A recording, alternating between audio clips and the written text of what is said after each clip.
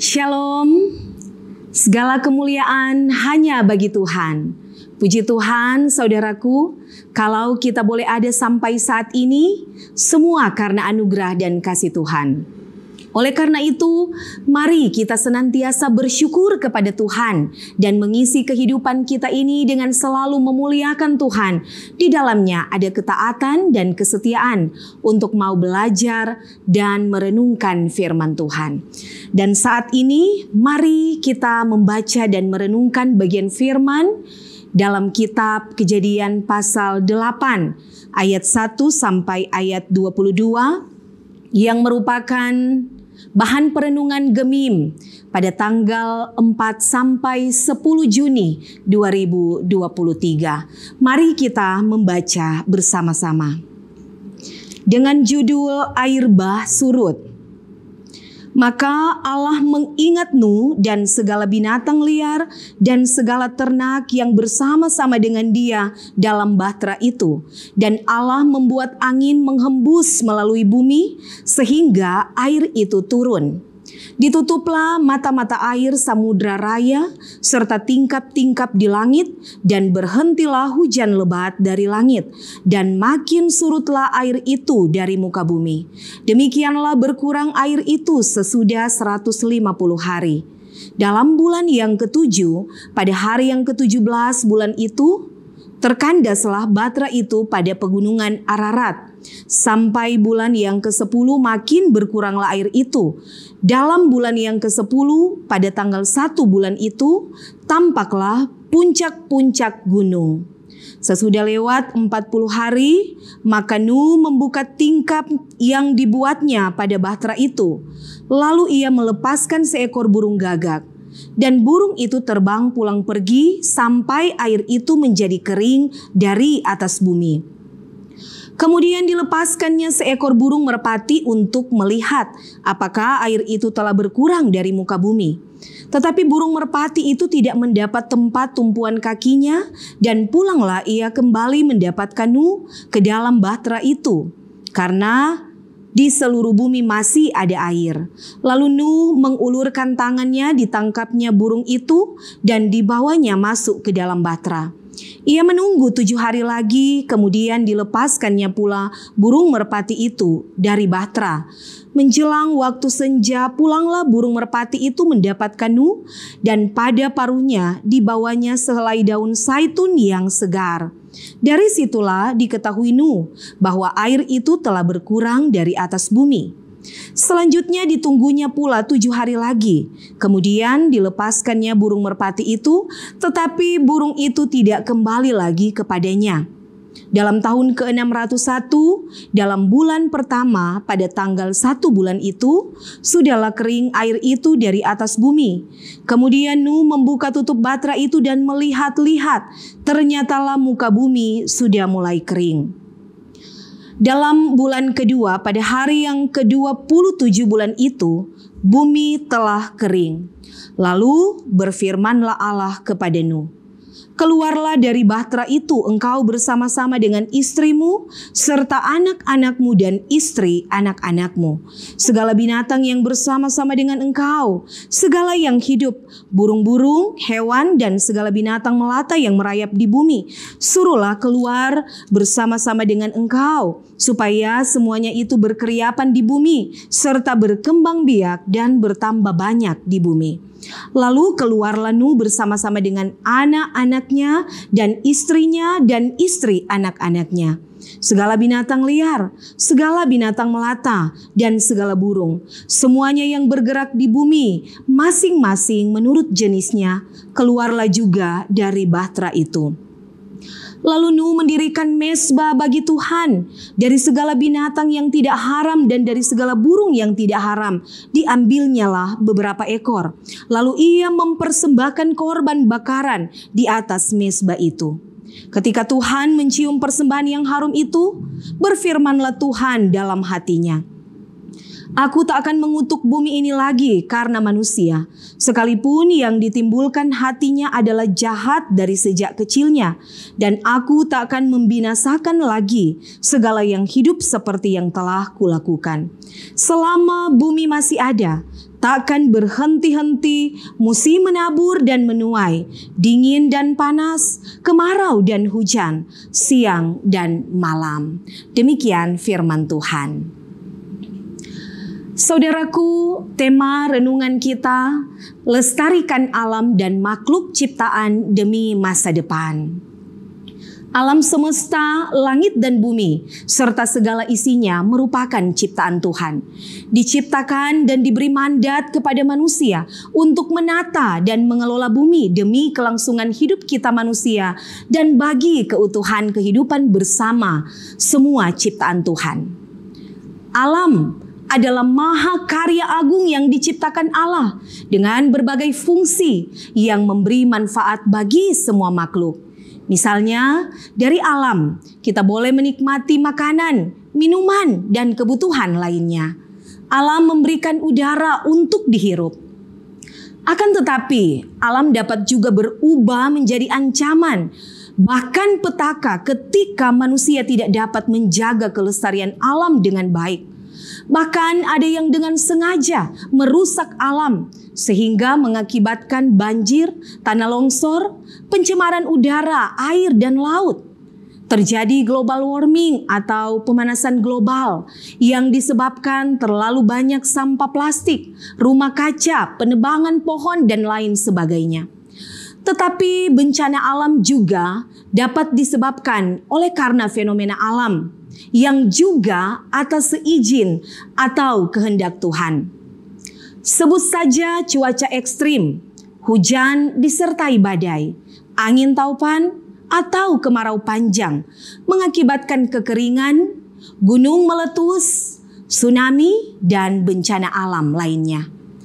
Gerak alam yang tak dapat dihindari di luar jangkauan pemikiran kita manusia karena kita manusia terbatas. Sehingga kita harus mengakui bahwa kekuatan alam yang dahsyat dan menakutkan hanya dapat ditaklukkan oleh kuasa Tuhan. Tuhan Allah berkuasa atas alam semesta, termasuk manusia dengan segala eksistensinya. Kehadiran Allah dalam kehidupan manusia dan makhluk hidup ciptaannya mendatangkan keselamatan, tetapi juga bisa mendatangkan penghukuman. Ketika kejahatan merajalela, maka Allah menghukum bumi dengan air bah.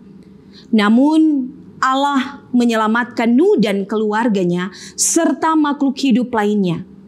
Tuhan Allah menghendaki Nuh dan keluarganya sebagai manusia yang dipulihkan dan diselamatkan untuk menata kehidupan baru, mengusahakan dan memelihara bumi yang baru, bumi yang penuh kekayaan hayati. Nuh mendapatkan kasih karunia di mata Tuhan karena Nuh adalah seorang yang benar dan tidak bercela di antara orang-orang sesamanya. Dan Nuh itu hidup bergaul dengan Allah. Setelah air bah yang dahsyat meliputi bumi selama kurang lebih 150 hari lamanya, maka Allah mengingat Nuh beserta keluarganya dan segala binatang liar, segala ternak yang bersama-sama dengan dia dalam bahtera itu. Dan Allah membuat angin menghembus melalui bumi sehingga air itu turun. Air semakin berkurang dan bahtera Nuh terkandas pada pegunungan Ararat. Pegunungan itu dianggap sebagai pegunungan yang tertinggi. Kemudian setelah 40 hari Nuh membuka tingkap pada bahtera yang dibuatnya itu dan kemudian melepaskan burung gagak. Namun burung gagak itu kembali sebagai tanda bahwa belum ada daratan. Setelah itu burung merpati juga dilepaskan. Kali yang pertama, burung merpati tidak mendapat tumpuan kakinya sehingga ia kembali mendapatkan Nuh dalam bahtera itu. 7 hari kemudian dilepaskan burung merpati. Menjelang senja, pulanglah burung merpati itu mendapatkan Nuh dan pada paruhnya dibawanya sehelai daun zaitun yang segar. Dari situlah diketahui Nuh bahwa air itu telah berkurang dari atas bumi. Selanjutnya 7 hari kemudian lagi dilepaskan burung merpati itu dan burung merpati itu tidak kembali lagi. Tetapi Nuh masih menunggu dalam bahtera sebelum Tuhan berfirman kepadanya. Nuh tetap setia menunggu petunjuk dari Tuhan. Dia tidak gegabah dan terburu-buru. Nanti setelah Allah berfirman, maka keluarlah Nuh dan keluarganya dan segala binatang yang bersama-sama dengan dia dari Bahtera itu untuk mendiami bumi, berkembang biak dan bertambah banyak seperti pada waktu penciptaan. Nuh mendirikan mezbah bagi Tuhan dan mempersembahkan binatang dan burung yang tidak haram di ayat yang ke-20. Hal ini menunjukkan ketaatan Nuh kepada Tuhan sebagai ucapan syukur atas keselamatan dan sebagai persembahan yang harum bagi Tuhan. Maka Tuhan berjanji tidak akan mengutuk bumi lagi dan tidak akan terjadi pemusnahan secara universal atas bumi dengan air bah. Dan Allah berjanji selama bumi masih ada, tak henti-hentinya musim menabur dan menuai, dingin dan panas, kemarau dan hujan, ada siang dan malam. Seperti ungkapan lagu, musim akan selalu berganti, namun kasih Tuhan tetap abadi. Saudara-saudaraku yang dikasihi diberkati Tuhan, hal apa yang dapat kita maknai melalui perenungan saat ini? Yang pertama, dosa mendatangkan murka Allah dan ketaatan mendatangkan keselamatan. Sesungguhnya Allah menghendaki agar kita manusia mau hidup taat dan setia melakukan perintahnya. Nuh adalah seorang yang benar dan tidak bercela di antara orang-orang sesamanya yang telah melakukan kejahatan yang besar terhadap Allah. Sehingga Nuh mendapat kasih karunia dan diselamatkan oleh Tuhan dari bencana yang dahsyat, yakni air bah yang memusnahkan segala yang hidup. Saudaraku, bagian kita hanyalah taat dan Tuhan akan melakukan bagiannya. Biarlah sekecil apapun perintah Tuhan, kita berupaya untuk taat dan melakukannya. Karena tidak pernah sekalipun Tuhan memerintahkan sesuatu kepada kita tanpa tujuan. Bahkan lewat setiap peristiwa yang terjadi, termasuk peristiwa alam, ada maksud Tuhan. Kita harus mengakui bahwa Tuhan berkuasa dan Tuhan yang senantiasa tetap ada dan mengendalikan alam semesta dan hidup kita manusia. Oleh karena itu, kita perlu mengoreksi dan berbenah diri, menyadari segala sesuatu yang kita lakukan yang tidak berkenan kepada Tuhan, untuk kita mengakui dan bertobat sebelum terlambat. Hal yang kedua, mari membangun relasi dengan Tuhan. Sebagaimana Nuh yang hidup bergaul dengan Allah. Sehingga Nuh hidup dalam iman kepada Tuhan. Tanpa mengerti akan hujan dan tahun-tahun tak pernah hujan. Tanpa tahu untuk apa Tuhan menyuruhnya membuat bahtera yang besar sehingga membutuhkan waktu yang sangat panjang, kurang lebih 120 tahun. Tanpa bertanya kapan air bah akan surut sehingga mereka dapat keluar dari bahtera dan dapat menghirup udara yang segar. Tetapi Nuh tidak mengeluh, dia tidak bersungut-sungut, dia tidak pernah menolak atau membuat berbagai alasan terhadap perintah Tuhan. Nuh tetap melangkah dan melakukan dengan iman, tepat seperti yang diperintahkan Tuhan. Saudaraku, terkadang kita pun diperhadapkan dengan berbagai situasi dan kenyataan yang tidak dapat kita mengerti dengan akal pikiran kita manusia. Hanya dengan iman, kita mampu melewati setiap musim kehidupan yang Tuhan izinkan terjadi dalam hidup kita. Bahtera yang terkandas, air bah yang surut, membuktikan bahwa tidak untuk selama-lamanya Tuhan membiarkan orang benar terombang-ambing di atas samudra yang menakutkan. Semua akan indah pada waktu Tuhan. Hal yang ketiga, meresponi anugerah keselamatan.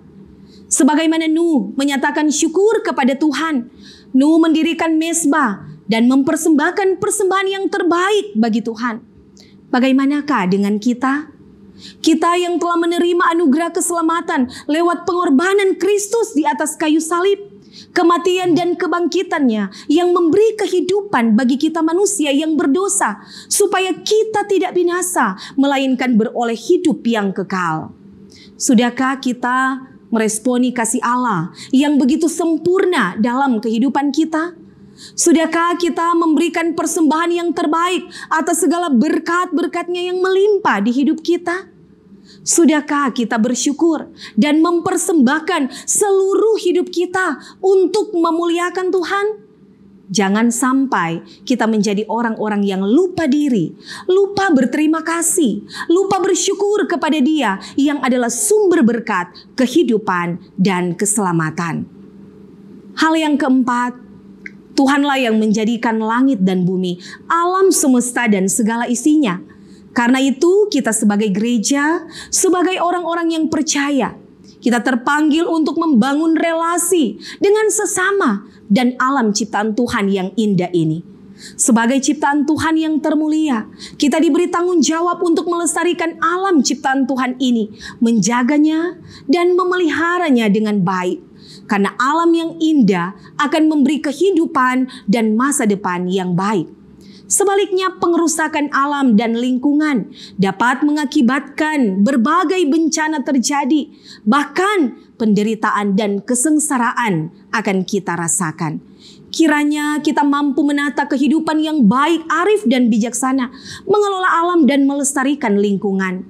Karena melalui alam ciptaan Tuhan yang indah dan subur, kita boleh menikmati segala berkat yang melimpah, memenuhi segala kebutuhan untuk kesejahteraan dan untuk kelangsungan hidup, kini dan masa depan.